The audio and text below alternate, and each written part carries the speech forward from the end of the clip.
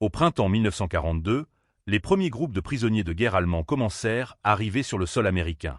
Leur voyage avait commencé à travers l'Atlantique, souvent à bord de navires de la Liberté escortés par des destroyers, avec des hommes incertains de leur sort. Beaucoup s'attendaient à être placés dans des camps brutaux, privés de dignité, voire exécutés.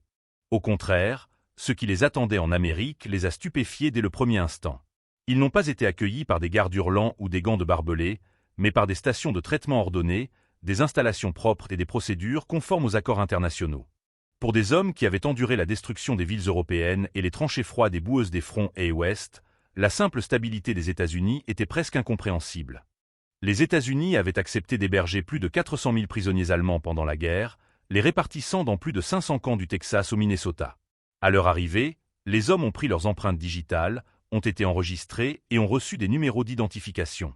Leurs craintes initiales ont commencé à s'atténuer lorsqu'ils ont remarqué que les officiers américains parlaient calmement, appliquaient les règles sans cruauté et suivaient la Convention de Genève de 1929. Contrairement à la propagande qu'ils avaient entendue sous le régime nazi, les Américains ne semblaient pas désireux de les humilier ou de les détruire. La toute première impression que de nombreux prisonniers ont consignée dans leurs journaux intimes et dans leurs mémoires ultérieures a été le choc. Ils n'étaient pas traités comme des bêtes, mais comme des soldats capturés. Les voyages en train qui transportaient PS vers l'intérieur des terres depuis les ports de New York ou de la Nouvelle-Orléans offraient un aperçu surréaliste d'une terre épargnée par la guerre totale. Par les fenêtres, ils ont vu des villes prospères, des chemins de fer fonctionnels et des fermes regorgeant de récoltes, des scènes inimaginables dans une Europe marquée par les bombardements et les pénuries. Pour ceux qui avaient vu Hambourg, Cologne et Berlin brûler sous les raids aériens alliés, la prospérité du cœur américain les laissait incrédules.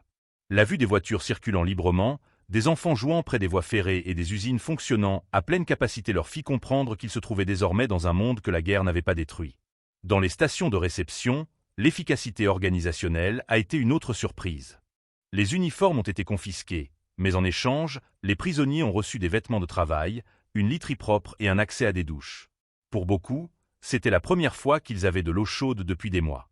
Les camps eux-mêmes étaient clôturés, bien sûr, mais à l'intérieur du périmètre, les casernes étaient des cabanes en bois bien construites, dotées du chauffage, de l'électricité et de suffisamment d'espace pour éviter la surpopulation.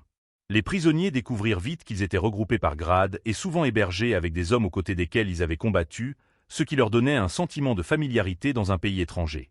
Ce qui les a le plus frappés à cette époque, c'était l'absence de haine de la part de leurs ravisseurs. Les gardes étaient généralement des membres de l'armée américaine, souvent des hommes plus âgés ou jugés inaptes au combat à l'étranger. Ils imposaient la discipline, mais se livraient rarement à des abus. Cela contrastait fortement avec la manière dont les Allemands eux-mêmes avaient traité le PS soviétique, dont des millions de personnes ont péri de faim et de froid. Même le simple fait d'être adressé par son nom, plutôt que par son numéro, était une courtoisie inattendue. Les récits historiques confirment que certains officiers allemands soupçonnèrent initialement que cette générosité faisait partie d'une astuce psychologique plus large. Ils se demandaient si les Américains les adoucissaient pour les interrogatoires ou pour la propagande. Pourtant, à mesure que les jours se transformaient en semaines, il devint évident que ce n'était pas une illusion. Il s'agissait simplement de l'approche américaine façonnée par le respect du droit international, des ressources abondantes et un sentiment de confiance nationale. À la fin de 1942, des milliers de soldats de l'Afrika Korps capturés lors des campagnes d'Irouin-Raemel s'étaient déjà installés dans des camps américains. Ces hommes s'attendaient à être jetés dans des cages. Au lieu de cela, ils se sont retrouvés dans des environnements qui ressemblaient davantage à des villages organisés qu'à des prisons. Leurs premières impressions marqueraient le début d'une longue période de réévaluation de tout ce qu'ils pensaient savoir sur leur ennemi. Pour les Allemands, qui s'attendaient à des casernes froides et à une quasi-famine, la réalité de la vie dans les camps de prisonniers de guerre américains était déconcertante. Une fois réglés au-delà du processus d'admission, le rythme quotidien révélait un niveau de vie bien au-delà de ce qu'ils imaginaient possible en captivité. Les casernes étaient en bois mais robustes, isolées contre les intempéries et équipées de poêles pour se chauffer pendant les hivers des États du Wisconsin ou de l'Iowa. Dans les camps du Sud, la ventilation et l'ombre étaient assurées, rendant les conditions tolérables, même dans la chaleur du Texas ou de l'Arizona. Chaque homme avait sa propre couchette avec un matelas, des draps et un accès à une lessive régulière. Un luxe comparé à la saleté et aux privations de l'Europe en temps de guerre. L'armée américaine s'est engagée à respecter strictement la Convention de Genève, en partie pour garantir que les soldats américains capturés à l'étranger puissent bénéficier d'un traitement réciproque. Cela signifiait que les prisonniers devaient être nourris selon les mêmes normes que les troupes américaines. Ainsi, les PSSP allemands ont trouvé ils mangeaient eux-mêmes des repas composés de viande, de pommes de terre, de pain, de légumes et même de desserts à une époque où leur famille en Allemagne faisait la queue pour de maigres rations de betteraves et de café Hersa. Le choc n'était pas seulement la quantité, mais la régularité. 3 repas par jour, toujours à l'heure, peu importe ce qui se passe sur le front. Le contraste en a laissé beaucoup perplexes et même coupables. Les lettres à la maison, lorsqu'elles étaient autorisées, évitaient souvent les descriptions de la nourriture de peur de briser le cœur de leurs proches. Les prisonniers étaient également étonnés par la disponibilité des soins médicaux. Chaque camp disposait d'infirmeries dotées de médecins et d'infirmières américaines, et les prisonniers de guerre gravement malades étaient transportés vers les hôpitaux voisins où ils recevaient le même traitement que les soldats américains. Les maladies telles que la tuberculose ou les blessures non soignées qui auraient pu persister en Europe ont fait l'objet d'une attention immédiate. Des soins dentaires étaient également dispensés, ce qui étonnait les hommes habitués à être négligés pendant la guerre. Dans certains cas, des médecins allemands parmi les prisonniers ont été autorisés à exercer la médecine à l'intérieur des camps, renforçant ainsi leur sentiment de dignité professionnelle. La propreté est devenue un autre élément marquant. Les camps étaient organisés avec des douches, des inspections régulières et des routines conçues pour prévenir les épidémies de poux et de maladies. De nombreux soldats allemands, notamment ceux arrivant de la campagne d'Afrique du Nord, ont décrit leur première douche chaude dans un camp américain comme l'une des expériences les plus mémorables de leur captivité. Du savon, des rasoirs et de la crème à raser étaient distribués régulièrement, permettant aux hommes de préserver leurs apparences. Pour les soldats habitués à la boue, à la sueur et à la rareté, ce niveau d'hygiène donnait l'impression d'entrer dans un autre monde. Au-delà des produits de base, des vêtements ont également été fournis. Les uniformes américains excédentaires étaient souvent réutilisés avec des prisonniers de guerre inscrits au pochoir en grosses lettres sur le dos et les jambes pour marquer leur statut. Des bottes, des manteaux et des gants étaient distribués dans les régions froides, garantissant que les hommes ne souffraient pas d'engelures pendant les mois d'hiver. Encore une fois, le caractère pratique et l'équité contrastaient fortement avec les attentes allemandes, où les prisonniers ennemis ailleurs avaient souvent été laissés geler. Ces conditions ne signifiaient pas que les camps étaient exempts de difficultés. Des barbelés, des tours de guet et des règles strictes garantissaient que les prisonniers comprenaient leur captivité. Des évasions ont été tentées, mais peu ont réussi compte tenu des distances à travers la campagne américaine. Pourtant, même les hommes aspirant à la liberté ont admis dans leur mémoire que la vie à l'intérieur des barbelés était bien plus humaine qu'ils ne l'avaient cru possible. Certains ont même avoué plus tard que la discipline, l'ordre et le confort inattendu rendaient la survie non seulement possible, mais supportable. À la fin de 1943, la majorité du PS allemand s'était adaptée à ce rythme de confort relatif. Alors qu'ils restaient coupés de leur patrie, l'environnement qui les entourait, des casernes chaudes, des repas réguliers, des soins de santé et des vêtements propres, leur rappelait quotidiennement que l'approche américaine envers ses ennemis différait radicalement de la cruauté dont ils avaient été témoins ailleurs. Cette prise de conscience s'approfondirait à mesure qu'ils découvriraient l'abondance de nourriture et de biens qui atteignaient même les limites de leur vie en prison. La révélation la plus étonnante pour les prisonniers allemands était peut-être l'abondance et la variété de la nourriture. Après des années de rationnement en Europe, où les repas se réduisaient à des soupes liquides et à de fines tranches de pain, les tables des campés américains semblaient irréelles. Le petit déjeuner comprenait souvent des œufs, du bacon, des flocons d'avoine ou des crêpes au sirop. Des objets que de nombreux Allemands n'avaient pas vus depuis avant la guerre. Le déjeuner et le dîner apportaient de la viande servie en portions généreuses, des légumes du vaste cœur agricole et du pain fraîchement sorti du four, moelleux plutôt que les pains noirs grossiers courants en Allemagne. Au milieu de la guerre, l'ampleur de la production agricole américaine signifiait que la pénurie était pratiquement inconnue, et cette réalité s'infiltrait jusque dans les barbelés. Le choc était aggravé par les friandises occasionnelles reçues par les prisonniers. Des colis de la Croix-Rouge contenant du chocolat, du café et des cigarettes ont été distribués, des produits qui avaient depuis longtemps disparu des rayons allemands. Pour de nombreux prisonniers, le goût d'une barre Hershey ou d'une canette de Coca-Cola représentait non seulement une nourriture physique, mais aussi un aperçu d'une culture d'abondance. Ces indulgences constituaient un luxe inimaginable à la maison, où les enfants survivaient grâce à des substituts de sucre et d'air. Les prisonniers ont souvent exprimé leur incrédulité quant au fait que de tels produits soient considérés comme ordinaires aux États-Unis, accessibles même aux ennemis capturés. Les rations étaient structurées pour refléter celles des soldats américains. En 1943, les directives officielles garantissaient que PS recevait environ 3000 calories par jour. En revanche, en Allemagne, les civils survivaient souvent avec moins de la moitié de cette somme. Cette disparité a créé des émotions complexes. Gratitude pour la survie mêlée à la culpabilité de vivre mieux que leur propre famille. Certains prisonniers refusaient certains repas par honte, tandis que d'autres gardaient de petites quantités de nourriture pour ne pas les embarrasser. Agin le partage avec ses proches une fois libérés. Les lettres, lorsqu'elles étaient autorisées, étaient rédigées avec soin pour éviter de mentionner une abondance telle que la censure et la conscience, toutes deux découragées et affichant leur fortune. Les différences culturelles ont également joué un rôle dans les heures de repas. De nombreux Allemands étaient intrigués par le penchant américain pour les saveurs sucrées au petit déjeuner ou l'utilisation généralisée de produits en conserve.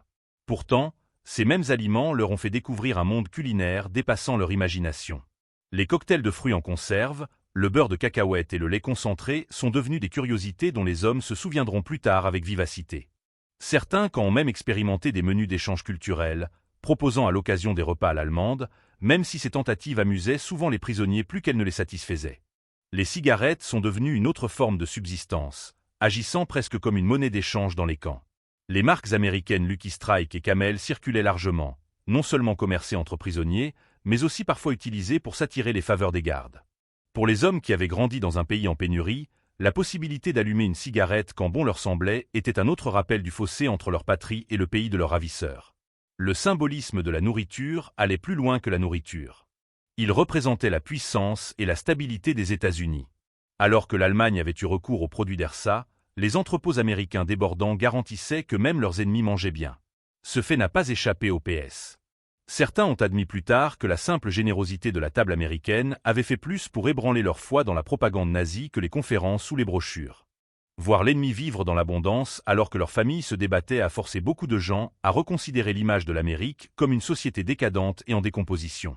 En 1944, à mesure que la guerre s'intensifiait en Europe, le contraste ne faisait que s'accentuer. Les nouvelles du pays faisaient état de bombardements et de famines, tandis qu'à l'intérieur des camps américains, les repas restaient constants. Pour des milliers de prisonniers, la survie est devenue liée à l'étrange confort des rations régulières et à la découverte extraordinaire que l'Amérique pouvait nourrir non seulement son propre peuple et son armée, mais aussi des centaines de milliers de ses captifs. Un autre élément qui a stupéfié les prisonniers allemands était la possibilité de travailler et de gagner un salaire pendant leur captivité. Au milieu de 1943, les États-Unis étaient confrontés à une pénurie croissante de main-d'œuvre alors que des millions d'Américains servaient outre-mer. Les fermes, les scieries et les usines manquaient de main-d'œuvre pour soutenir la production en temps de guerre. Le ministère de la Guerre et le ministère de l'Agriculture ont décidé que la main-d'œuvre paix pouvait combler le vide, à condition qu'elle soit conforme à la Convention de Genève. Ainsi, les prisonniers allemands avaient la possibilité de travailler en dehors de leur camp, gagnant un petit salaire sous forme de coupons ou de scripts distribués par le camp qui pouvaient être échangés contre des marchandises à la cantine du camp. Les missions variaient selon les régions. Dans le Midwest, les prisonniers étaient souvent envoyés récolter du maïs, du blé et du sucre. Au Texas, ils travaillaient dans des fermes de coton et d'arachide. Dans les États du Maine et du Wisconsin, ils coupaient du bois, contribuant ainsi à fournir du bois pour l'effort de guerre. D'autres ont réparé les routes, trié les fournitures militaires ou nettoyé les gares de triage. Ce qui a surpris de nombreux Allemands, c'est la supervision relativement légère dont ils bénéficiaient. Les gardes les escortaient généralement sur les chantiers, mais les survolaient rarement, convaincus que les vastes distances de l'Amérique rurale rendaient la fuite presque impossible. Cette atmosphère conduisait souvent à des interactions informelles avec des civils américains qui comptaient sur leur travail. Le paiement, bien que modeste, introduisait les prisonniers dans une étrange sorte de liberté économique. Le salaire journalier était en moyenne de 80 cents, crédité en monnaie du camp plutôt qu'en dollars américains. Grâce à cela, les prisonniers pouvaient acheter des articles de toilette, des collations, de la papeterie ou même des instruments de musique à la cantine. Le café, les cigarettes et le savon étaient des achats particulièrement populaires. Certains ont économisé leurs gains pour envoyer de l'argent chez eux après la guerre, tandis que d'autres les ont utilisés pour de petits conforts qui ont brisé la monotonie de la vie en prison. Le simple fait de gagner un salaire dans des conditions humaines créait un contraste frappant avec les systèmes de travail forcés brutaux que l'Allemagne avait imposés à des millions de captifs étrangers en Europe. Les civils qui ont rencontré les travailleurs de paix ont souvent exprimé leur surprise quant à leur discipline et leur efficacité. De nombreux propriétaires agricoles qui avaient du mal à rentrer leurs récoltes en sont venus à dépendre des ouvriers allemands. Les relations entre les deux groupes étaient généralement professionnelles, mais parfois chaleureuses. Il existe des récits d'agriculteurs offrant de la nourriture supplémentaire, des conversations ou même des invitations à des repas de famille, bien que les règles officielles interdisaient un contact aussi étroit. Pour les prisonniers allemands, cette exposition directe aux Américains ordinaires remettait en question la représentation nazie des États-Unis comme étant décadent et faible. Ils voyaient plutôt des familles qui travaillaient dur, vivaient dans une relative prospérité et les traitaient avec un certain respect. Toutes les expériences professionnelles n'ont pas été idylliques.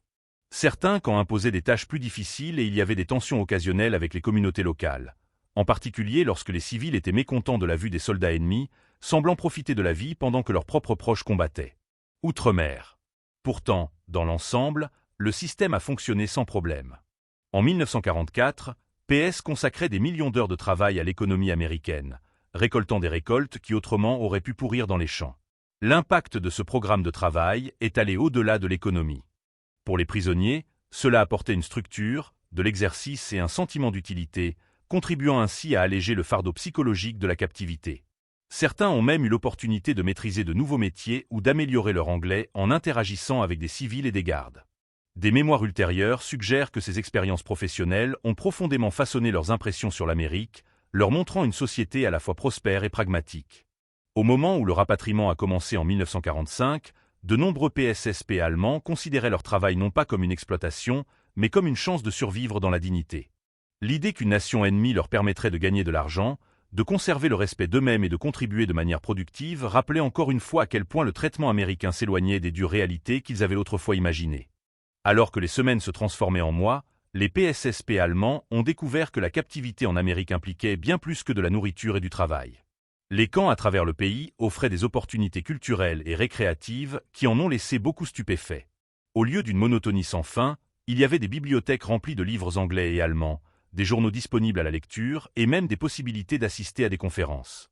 Certains prisonniers passaient leurs heures libres à dévorer des classiques américains traduits, tandis que d'autres profitaient de l'occasion pour pratiquer l'anglais grâce à des dictionnaires et des guides de grammaire. Pour les hommes entrés en guerre en tant que soldats du Reich, ce fut le premier contact sans filtre avec la culture américaine. Le cinéma est devenu une attraction centrale. De nombreux camps organisaient des projections de films hebdomadaires, projetant souvent des productions hollywoodiennes de la fin des années 1930 et du début des années 1940. Les prisonniers qui n'avaient autrefois été nourris que par la propagande nazie regardaient désormais des comédies musicales et des westerns, les exposant à une vision du monde complètement différente. L'humour de Charlie Chaplin, le spectacle des comédies musicales de Shirley Temple et même les reportages sur la vie américaine ont fourni une éducation culturelle qui allait bien au-delà des conférences politiques. PS s'est émerveillé devant le glamour, la richesse et l'optimisme représentés à l'écran. Des images qui contrastaient fortement avec la destruction de l'Europe. Le sport joue également un rôle essentiel dans la vie quotidienne. Les camps disposaient de terrains de football, de terrains de volley-ball et même d'installations pour la boxe ou l'athlétisme. Des équipes allemandes ont été organisées et des tournois ont eu lieu à l'intérieur et entre les camps. Pour les hommes élevés dans une culture qui valorisait la discipline et les prouesses physiques, ces compétitions ont redonné un sentiment de normalité. La présence d'équipements sportifs, ballons de football, battes de baseball, gants, rappelait aux prisonniers les ressources que l'Amérique pouvait consacrer, même à ses ennemis. La pratique d'un sport permet non seulement de passer le temps, mais contribue également à maintenir le moral et la santé physique. La musique et le théâtre ont également prospéré. Les prisonniers dotés de talents musicaux organisaient des orchestres, des chorales et même de petits spectacles d'opéra, utilisant souvent des instruments achetés avec leur salaire du camp ou donnés par les communautés locales. Certains camps ont organisé des productions théâtrales élaborées avec des costumes et des décors improvisés à partir des matériaux disponibles. Les officiers américains encourageaient fréquemment ces activités, comprenant leur valeur pour garder les hommes occupés et en paix. Pour les Allemands, c'était l'occasion de renouer avec leur héritage culturel tout en s'imprégnant de nouvelles influences. Les opportunités éducatives ont approfondi l'exposition culturelle. Les universités et collèges des villes voisines proposaient parfois des cours par correspondance et des éducateurs américains se portaient volontaires pour donner des conférences à l'intérieur des camps. Les sujets allaient de la langue anglaise et de l'histoire américaine au domaine technique de l'ingénierie ou de l'agriculture. Pour les prisonniers qui craignaient que la guerre ne leur vole leur avenir, la possibilité d'acquérir des connaissances offrait de l'espoir. Plusieurs écrivirent plus tard que leur éducation en captivité avait façonné leur carrière d'après-guerre, prouvant que même derrière les barbelés, la croissance intellectuelle était possible. L'expression artistique trouve également des débouchés. Des peintres et sculpteurs qualifiés créaient des œuvres à partir de tous les matériaux disponibles. Des restes de bois, du savon ou même du métal mis au rebut. Des expositions étaient parfois organisées, impressionnant les gardes américains par le niveau de savoir-faire. Ces activités culturelles estompaient la dureté de la captivité, transformant les camps en espaces où la créativité s'épanouissait. L'importance de ces opportunités était immense. Au lieu d'être réduits au nombre ou simplement de survivre, les prisonniers se sont engagés dans des activités intellectuelles et culturelles qui ont élargi leurs horizons. Ils ont découvert non seulement l'étendue des ressources américaines, mais aussi la volonté de leurs ravisseurs de les traiter comme des êtres humains dotés d'un esprit digne d'être cultivé. À la fin de 1944, d'innombrables PS allemands pouvaient réfléchir à des expériences d'apprentissage, d'art, de sport et de cinéma qui resteraient parmi les plus surprenantes. Des souvenirs édifiants de leur séjour en Amérique. Tandis que les opportunités culturelles atténuaient la captivité, les autorités américaines poursuivaient également un objectif plus délibéré, remodelant la vision politique des hommes derrière les barrières. À partir de 1944, le ministère de la Guerre a lancé des programmes formels de rééducation destinés à éroder l'idéologie nazie et à promouvoir les valeurs démocratiques. Il ne s'agissait pas ici de coercition, mais d'une exposition soigneusement conçue à des idées alternatives. Les États-Unis ont reconnu que des centaines de milliers d'Allemands finiraient par rentrer chez eux et que ce qu'ils gardaient en tête pourrait influencer l'avenir de l'Europe. L'un des efforts les plus ambitieux fut la création du journal du camp d'Arruf, un appel publié pour la première fois en 1945 sous la direction de prisonniers allemands qui s'étaient montrés ouverts aux principes démocratiques. Largement distribué, le document comprenait des essais, des résumés d'actualité et des discussions culturelles. Au lieu d'une propagande brutale, il visait à favoriser la pensée critique en mettant en avant les thèmes de la liberté personnelle, de la responsabilité et des dangers de la dictature. Pour de nombreux PS, c'était la première fois qu'ils lisaient des publications en langue allemande non contrôlées par le ministère de la propagande de Joseph Gerbal. Les conférences et les groupes de discussion constituaient un autre élément. Les officiers américains ont invité des professeurs, des membres du clergé et des journalistes à parler de sujets allant de la Constitution américaine aux systèmes économiques.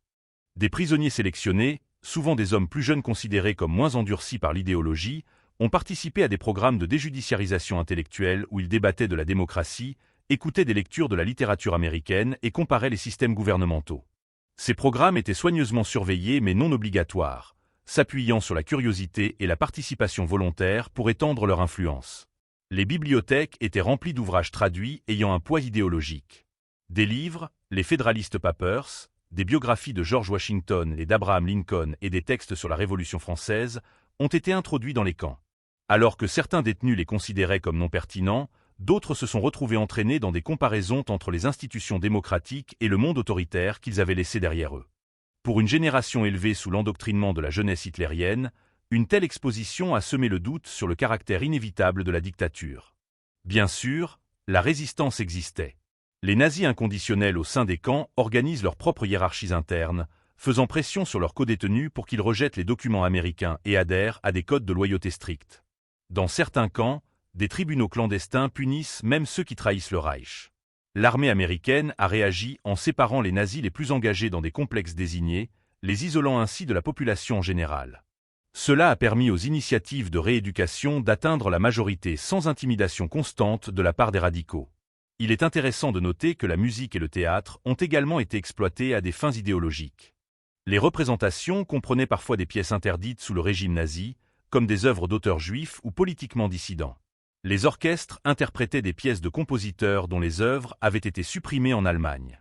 L'exposition à ces produits culturels a démontré que les idées et l'art interdits chez eux étaient vivants et célébrés ailleurs.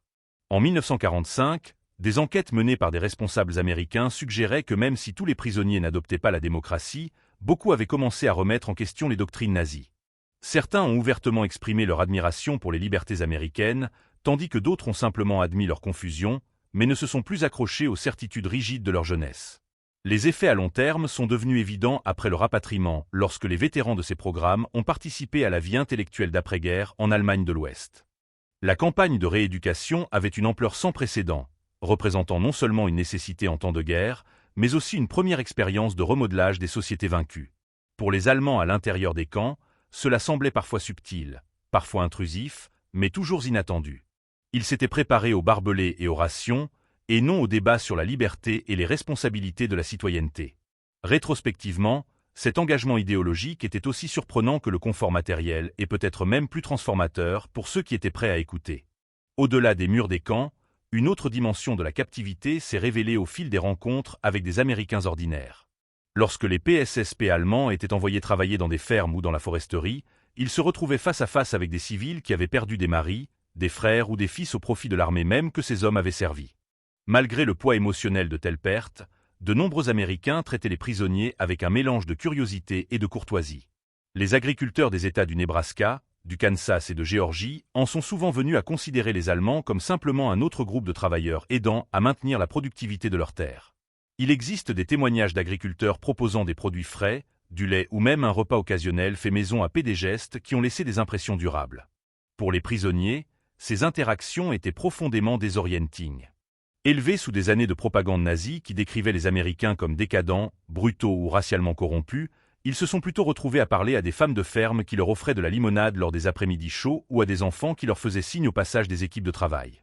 Dans de nombreux cas, les citadins considéraient au début la vue des soldats ennemis avec lassitude. Mais au fil du temps, des contacts répétés ont fait tomber les soupçons. Les prisonniers se montrent travailleurs, polis et désireux de communiquer, s'appuyant souvent sur des phrases anglaises improvisées ou des gestes de la main. Toutes les rencontres n'étaient pas amicales. Certaines communautés, en particulier celles dont les familles étaient directement touchées par les combats, étaient mécontentes de voir les Allemands traités humainement. Les journaux locaux publiaient occasionnellement des lettres critiquant le confort des campés, arguant que les soldats américains en Europe subissaient des conditions bien plus dures. Pourtant, la politique officielle de traitement humain a prévalu et de nombreux civils se sont adaptés à la présence de l'ennemi dans leur vie quotidienne. Dans de rares cas, il y a eu des affrontements, des pierres lancées sur des camions-pés, des insultes verbales criées depuis les trottoirs. Mais ces incidents étaient plutôt des exceptions que la règle. Au sein des camps, les gardiens eux-mêmes nouaient souvent des relations surprenantes avec les prisonniers. De nombreux gardes américains étaient des hommes d'âge moyen, des vétérans de la Première Guerre mondiale ou de jeunes recrues non envoyés à l'étranger. Pour eux, la gestion des prisonniers allemands est devenue un travail de routine plutôt qu'un théâtre de vengeance. Au fil du temps, la familiarité a engendré des échanges informels. Les gardes et les PWS échangeaient parfois des blagues, partageaient des cigarettes ou discutaient de famille. Les journaux des soldats allemands mentionnaient fréquemment la politesse frappante des gardes par rapport à leurs propres attentes.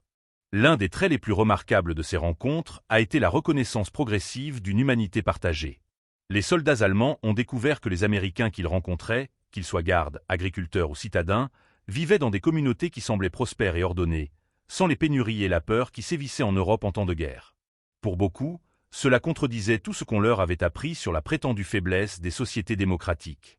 La gentillesse dont ils ont fait preuve, même en tant qu'ennemis, a remis en question leurs hypothèses plus efficacement que les conférences formelles ou la propagande. Dans le même temps, les communautés américaines ont également tiré profit de ces interactions. L'exposition au PS allemand humanise l'ennemi qui semblait lointain et abstrait. Les enfants des zones rurales ont grandi en voyant des prisonniers récolter des récoltes ou jouer au football derrière des barbelés, créant des souvenirs de la guerre qui différaient radicalement des images des journaux et des actualités. À la fin de 1944, la présence du PS allemand était devenue presque courante dans de nombreuses régions des États-Unis. Des histoires d'amitié qui ont duré même après la guerre ont circulé. Certains anciens prisonniers sont revenus des années plus tard pour visiter les fermes où ils avaient autrefois travaillé, accueillis comme invités plutôt que comme captifs. De tels liens personnels révèlent comment des actes de gentillesse, au milieu d'un conflit mondial, peuvent combler des divisions que l'idéologie avait autrefois déclarées insurmontables. Alors que la guerre touchait à sa fin en 1945, le sort de centaines de milliers de prisonniers allemands devint l'objet d'une planification internationale. Dans le cadre des accords avec les Alliés, les États-Unis se préparèrent à un rapatriement progressif, même si le processus dura jusqu'en 1946. Pour de nombreux prisonniers, quitter l'Amérique était doux amer. Ils aspiraient à retrouver leur famille et leur patrie. Pourtant, ils reconnaissaient que ce qui les attendait en Allemagne était un pays dévasté par les bombardements, les pénuries et l'effondrement politique. Le contraste entre le confort relatif des camps et les ruines de l'Europe d'après-guerre n'aurait pas pu être plus frappant. Le voyage de retour commençait par des trains de transport qui transportaient les prisonniers vers des ports tels que New York, Newport News ou Boston, où les attendaient des navires. Certains ont d'abord été envoyés en Grande-Bretagne ou en France pour effectuer un travail supplémentaire avant leur libération définitive, car des accords exigeaient que les captifs allemands contribuent à la reconstruction. Pourtant, à la fin des années 1940, presque tous étaient retournés sur le sol allemand. Ce qu'ils rapportaient n'était pas seulement une survie physique, mais un réservoir de souvenirs qui façonnerait leur perception pendant des décennies. Les mémoires et les histoires orales révèlent que l'une des impressions les plus durables a été la générosité dont ils ont fait preuve en captivité. De nombreux prisonniers se souviennent de la première vue de fermes américaines abondantes, du goût d'aliments inconnus, de la routine d'un traitement équitable et des rencontres avec des civils qui les traitaient non pas comme des monstres mais comme des hommes. Pour ceux qui avaient vu comment l'Allemagne traitait les prisonniers soviétiques avec la famine, les marches forcées et la mort massive, le contraste était impossible à oublier. Le traitement qu'ils ont reçu en Amérique est souvent devenu une référence par rapport à laquelle ils ont jugé toutes leurs expériences futures. Ces souvenirs ont influencé les récits d'après-guerre de manière surprenante. En Allemagne de l'Ouest, les anciens combattants qui avaient passé du temps en captivité américaine sont souvent devenus des partisans d'un rapprochement avec les États-Unis. J'ai vécu à l'intérieur de son système, même brièvement, et j'ai été témoin direct de la prospérité et de la démocratie. Certains des intellectuels exposés au programme de rééducation sont devenus partie prenante du renouveau culturel et politique de l'Allemagne de l'Ouest, diffusant les idées de liberté individuelle et de gouvernance parlementaire. Même les anciens prisonniers ordinaires gardaient chez eux un respect discret pour la capacité de l'Amérique à combiner force et décence. Tous les souvenirs n'étaient pas positifs. Il y avait des plaintes concernant l'ennui, les frustrations de la captivité et le sentiment d'être coupés de leur famille pendant des années de guerre. Certains hommes étaient mécontents d'être obligés de travailler dans l'agriculture ou la foresterie. D'autres se souviennent de l'isolement infligé par les nazis radicaux au sein des camps qui pouvait créer des tensions et des divisions entre les prisonniers eux-mêmes. Pourtant, malgré ces difficultés, le ton dominant de la plupart des souvenirs est resté celui de l'étonnement face à l'humanité dont ils ont fait preuve à une époque où l'on aurait pu s'attendre à de la cruauté. Dans l'histoire plus large de la Seconde Guerre mondiale, la gestion américaine du PS allemand constitue un chapitre inhabituel. À une époque de conflit mondial, les États-Unis ont réussi à faire respecter le droit international, à offrir des conditions humaines et même à offrir une éducation et une exposition culturelle aux soldats ennemis. Pour les Allemands qui l'ont vécu, ces expériences ont définitivement modifié leur image de l'Amérique. Bien après la fin de la guerre, des lettres, des retrouvailles et même des visites dans d'anciens campings témoignent de la profondeur de cette impression. Au début des années 1950, alors que l'Allemagne de l'Ouest s'alignait sur les États-Unis pendant la guerre froide, les souvenirs des anciens prisonniers de guerre devinrent partie intégrante d'une mémoire partagée. Ils ont raconté à leurs enfants et petits-enfants la gentillesse inattendue qu'ils avaient rencontrée entre les mains de l'ennemi. Ces histoires, ancrées dans l'expérience personnelle, sont devenues les fils conducteurs du tissu plus large de la réconciliation. En ce sens, la générosité qui avait autrefois choqué les soldats allemands dans les camps américains a continué à résonner longtemps après la destruction des barbelés.